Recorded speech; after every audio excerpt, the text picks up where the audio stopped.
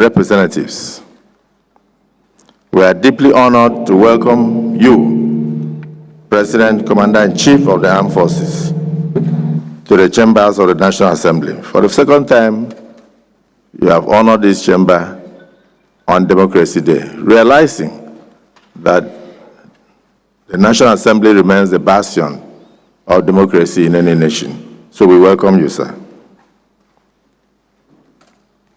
Your presence here rekindles the memory of a very long and courageous journey, marked by struggles, sacrifices, and unyielding belief in the ideals of democracy. That you, Mr. President, a veteran of the trenches of the fight for democracy, a symbol of democratic resistance, and a beneficiary of the people's trust, now stand before us or sit before us. To speak to your people, your parliamentarians and the nation and the global community is nothing short of providence.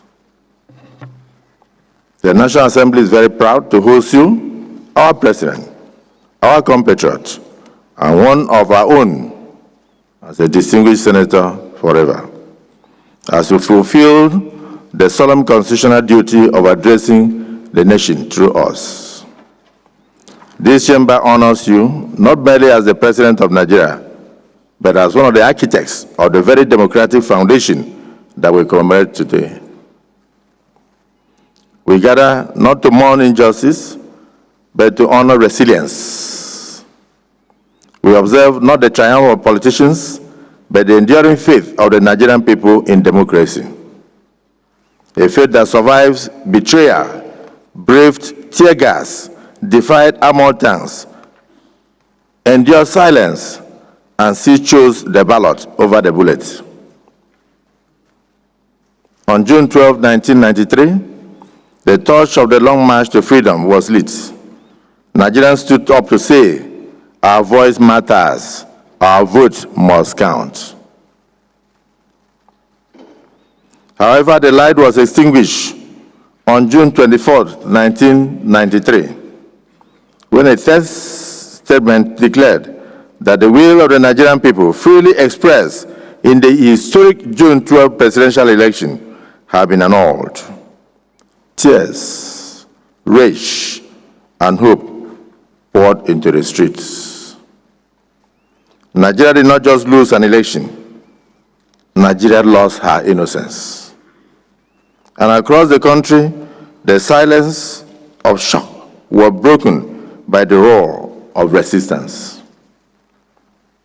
The people rose, angry students marched, journalists spoke, mothers wailed, workers downed their tools, fathers stood before tanks, and young men and women whose only crime was believing in democracy laid down their lives. May their souls rest in peace. They died because they loved Nigeria.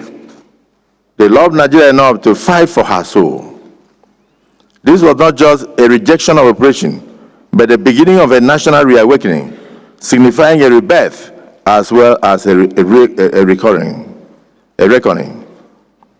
The intro of Chief Moshood Abiola campaign song captured the spirit of that day. Nigeria on the march again. Indeed, Nigeria was on the march towards democracy. But that cruel announcement turned the march for democracy into a march for justice. Many, including Your Excellency, stood tall in those days of darkness,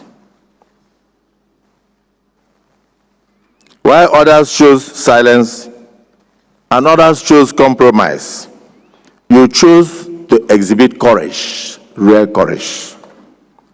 At great personal cost, NADECO, which you were part of, helped sustain the flame of liberty when it was most at risk of going out, even to say a word. So as we mark this day, let us remember those who bled so we could vote, those who took risks so we could speak, those who were buried so that freedom might rise. Let us also pay tribute to all those who played pivotal roles in Nigeria's democratic transition. This year's theme, 26 years of democracy, renewing our commitment to national development, is not a slogan.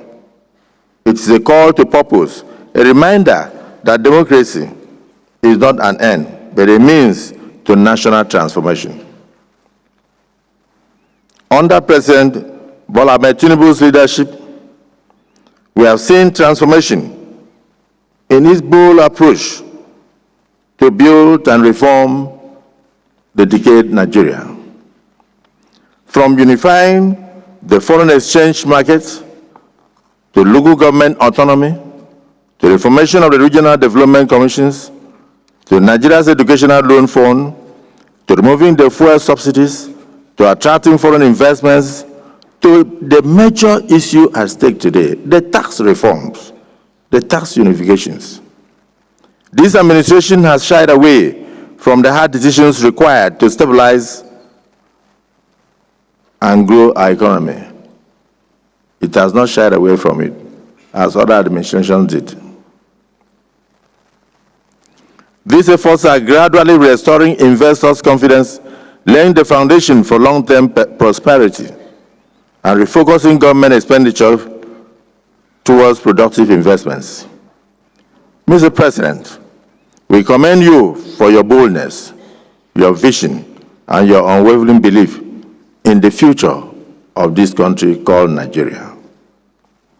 Likewise, the 10th National Assembly, which marks its second anniversary today, June 13, which ought to be tomorrow, but we are marking it today, has played its part with diligence and distinction. From its inception, the 10th National Assembly demonstrated, and is still demonstrating, a renewed vigor towards addressing the country's complex issues and challenges through purposeful legislations. This commitment is reflected in its extraordinary output. A total of 844 bills have been introduced within its first 2 years, 844 bills. An unprecedented figure that underscores the Senate and the House of Representatives' proactive posture towards tackling pressing national issues. Out of this impressive volume, 107 bills are currently at the committee stages, undergoing the necessary scrutiny and stakeholders' engagement that will ensure quality legislation. 206 bills in the Senate are awaiting first reading, reflecting a robust pipeline of legislative ideas prepared to ensure the formal introduction, and 409 bills have also advanced to second stages in the Senate. I'm sure my brother will mention the ones in the House of Reps. Notably, the Senate so far has passed 96 bills, a record for any Nigerian Senate within 2 years only. At this stage, the legislative cycle, even more significantly, 52 of these bills have been assented to by Mr. President, translating into enforceable laws that will shape the governance of this country. Economic development, public welfare, and national security. These bills include the National Education Fund, local government autonomy, as earlier stated, regional development commissions, tax reforms. Universities have been established, particularly in the areas of agriculture. And most thank you also for the University of Environment established in Ogoniland, long ravaged by oil exploration and exploitation. You saw the need to establish that institution to remediate the terrible situation of the Niger Delta. We thank you. The 10th Senate has acted decisively on 26 executive bills, showcasing a healthy balance of cooperation and oversight in its engagement with the executive arm. These executive-sponsored legislations address key policy issues that will benefit not just the Senate, but Nigerians as a whole. And we have done this through thorough review and refinement. Beyond bills, the National Assembly has received over 100 petitions from Nigerian citizens and civil societies. This is a testimony to the public trust in the institution. Of these, 28 petitions have been fully adopted, providing redress, transparency, and institutional accountability. History teaches us that nations make the greatest progress when the executive arm that governs us has vision, and the legislature guides with wisdom. But they prosper most when both work hand in hand, not as rivals, but as co-stewards of the national trust. In the United States, Mr. President, the Civil Rights Act and the space race were all made possible through executive-legislative collaboration. In Rwanda and Ghana, transformation was achieved through shared resolve between these two arms of government. In South Africa, Mandela's dream was realized through executive-legislative collaboration. The lesson is very clear. Where governance is in partnership, progress follows. But where governance is a contest, the people suffer. Therefore, as we commemorate 26 years of uninterrupted democratic governance, we must renew our national commitment to foster collaboration between the different arms of government and ignore the critics who decide to term the parliament rubber stamp. But they do not understand why we are here.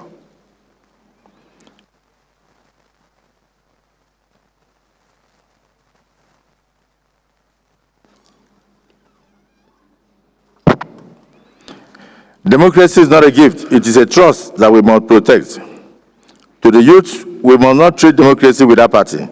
To the civil society, we must not let memory fade. To the media, we must be held accountable through responsible journalism. And to every Nigerian, democracy must not be reduced to election days.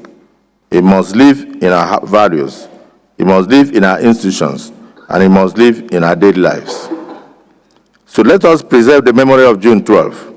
I respectfully urge Mr. President that we consider the establishment of a June 12 museum, a living archive where the stories, artifacts, struggles, and sacrifices of our leaders and the democratic movement will be housed, preserved, and taught, and let nations learn from the past losses of our dear country. And this will remain a moral compass for the future generations. As President of the Senate, I reaffirm the unwavering commitment of the 10th National Assembly to the cause of the Nigerian people. We must continue to champion every policy that uplifts the poor, empowers our youth, strengthens our economy, and defend the dignity of every citizen of this nation. We owe it to those who fought. We owe it to those who fell. We owe it to those who still believe. May we never again betray the hope that was once betrayed. And may we never lose the freedom that was once denied. Once again, Mr. President, welcome home to your chamber, which is not only the heartbeat of our nation's democracy, but your political home. We now have the singular privilege and honor to invite you to address your people. Thank you, Mr. President.